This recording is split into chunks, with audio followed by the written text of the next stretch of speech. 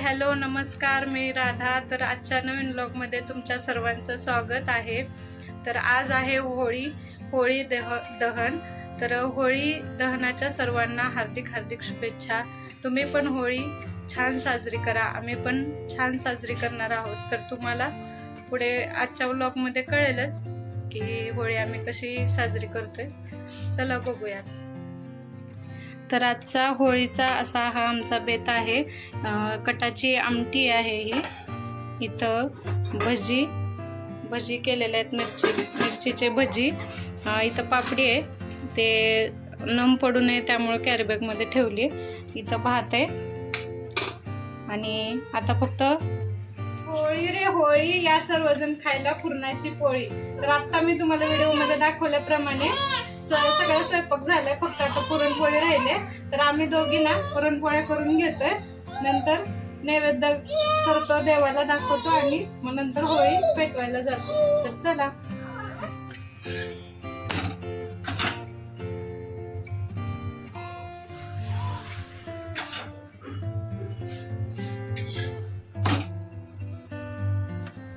तर आता नैवेद्य तयार झाला.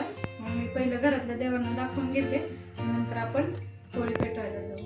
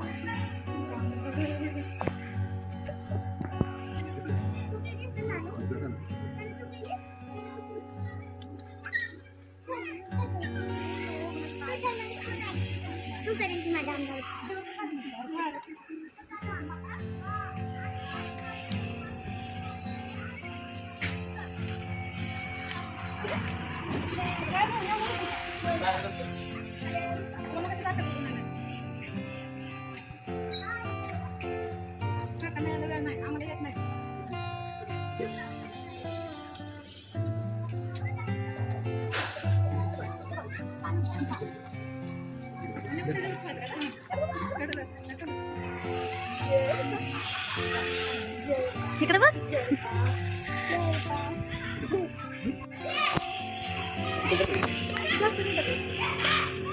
दाग दाग दाग.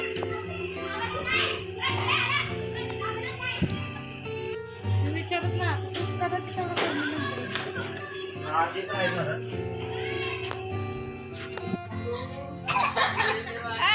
आवाज काढ जरा.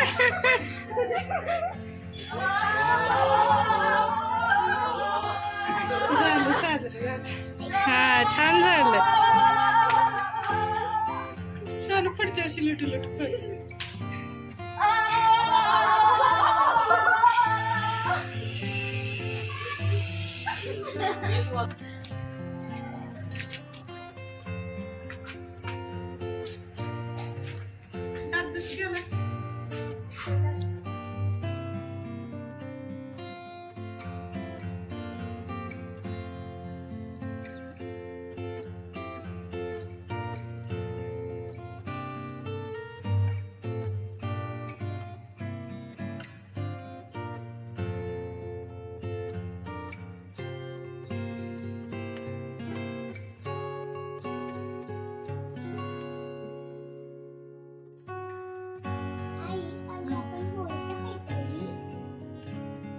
त्याची स्टोरी सांग का तुला?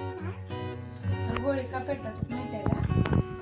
म्हणजे जुन्या काळात एक दैत्य होता, दैत्यराज म्हणून. काय नाव होतं ग त्याचं?